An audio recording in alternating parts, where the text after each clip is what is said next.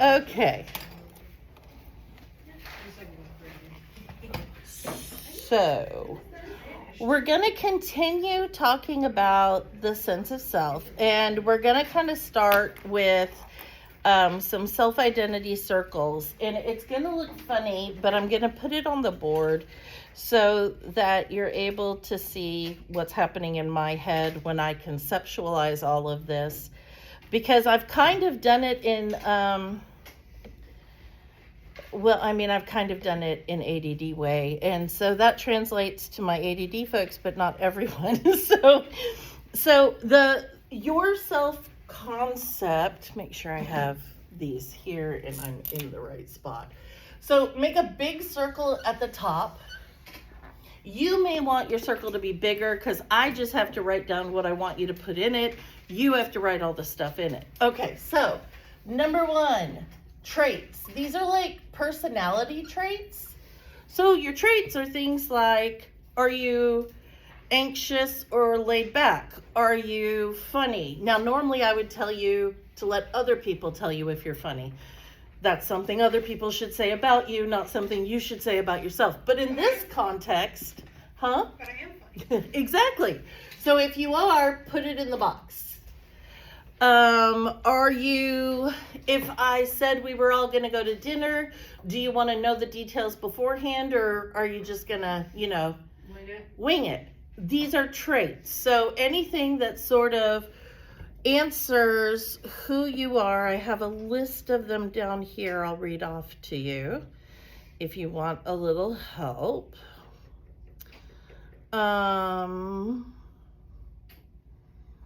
Okay, so traits are patterns, thinking patterns. Do you, in general, are you calm, anxious, optimistic, pessimistic, easily frustrated, or very patient? Do you enjoy new environments or despise them? Are you assertive? Are you avoidant? Are you empathetic? Are you open or guarded? Are you expressive, or do you keep your cards pretty close to the vest? Are you conflict averse? Are you nurturing? Are you more skeptical? Are you more impulsive, or are you a planner? Are you conscientious? Or are you like me and paper is your mortal enemy, and if someone hands you a slip of paper, it immediately disappears into some repository you'll never find again? Right? So the things that make you you is what we're sort of talking about.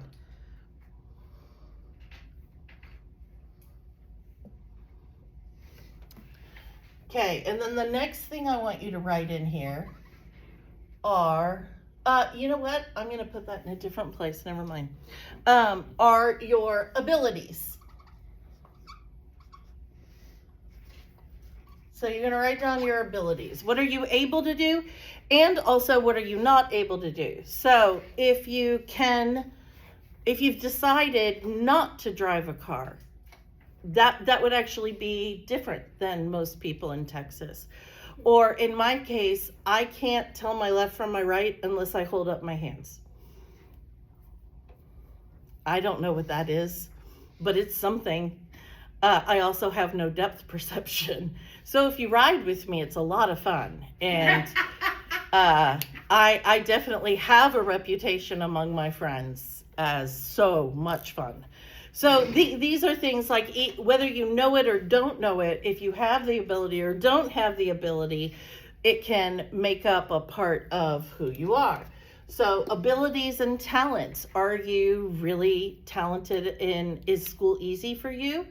Or since school is something we're all forced into, not so much college, but high school, did you hate it? Did you struggle? Did you have a bad experience, right? So all of these things kind of make you who you are, right? Do you cook or do you hate cooking? So think about the abilities and talents you have, on the positive side and on the negative side, as you're going through that. What are you good or bad at?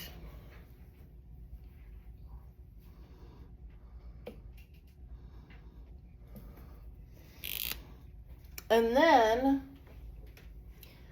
over here, another big grape. Okay. This is going to be your mirror or social self. Okay.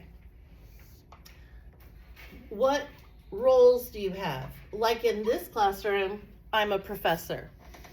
To my kids, I'm their mom, right? To my mother, I'm a daughter. To my boss, I'm an employee. So I fill a lot of different roles. And then also, what cultures do you claim? Are you in groups? Are you into gaming? That's its own culture. Are you into fashion? It's its own culture. You know, things that kind of cultures and subcultures, not necessarily just ethnicity or your culture from birth. Like, what cultures have you chosen? Are you, do you subscribe to a particular religion or not? Do you have certain, are you in dog rescue, cat rescue, things like that even become their own culture. By the way, all rescue culture is heavily dominated by women, if anyone's ever looking. They will pounce on you so fast. Okay. So, once you've formed this picture between your beliefs about yourself and then some of the roles that you have and cultures you have, what you also have from the mirrored self is what you think other people think about you, right? That's our mirror self. It's not even necessarily whether we may or may not be accurate in what we think people think about us, but that plus, here's the rest of our fruit basket, plus this, our self-esteem, right, is typically what we think of these two categories when we moosh it all together. And then we have a line here, right? So if this is the median of what we believe, it's not what the median actually is. It's our beliefs about our traits and abilities and the things that make us us. Our values should be up here probably. And plus what we think other people think about us and here, right, equals, in the very not mathematical way, our self-esteem, what we believe the median to be, and whether we rate ourselves above or below that line is our self-esteem. Now there's an ingredient that I've left off, which is the basket for me that all the fruit is in, which is self-compassion.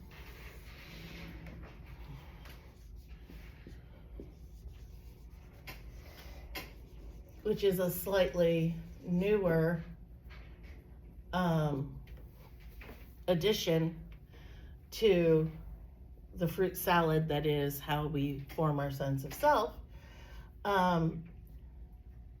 So you're outsourcing a lot of value, right? But it's all kind of based on what you think. But the mirrored social self, when you add in the ingredient of self-compassion, if you didn't have this here and your self-esteem was based on roles and abilities and you lose your job, what happens to your self-esteem? It tanks. Exactly. So if you think of it in that type of a scenario, I love action movies, so I'm just going to use this as an example. You know, you have a guy who drops off a building. So it's not like self-compassion is going to make it where you keep your job. Like, it's not magical. But if you're falling off the building and you hit a few awnings on the way down, it's going to really soften your fall, right? If you're really good at self-compassion, it might even be like one of those stunt mattresses you could land on. It's not that it's not going to hurt. It's still going to hurt. It's just not going to completely destroy you. You'll be able to go on, right?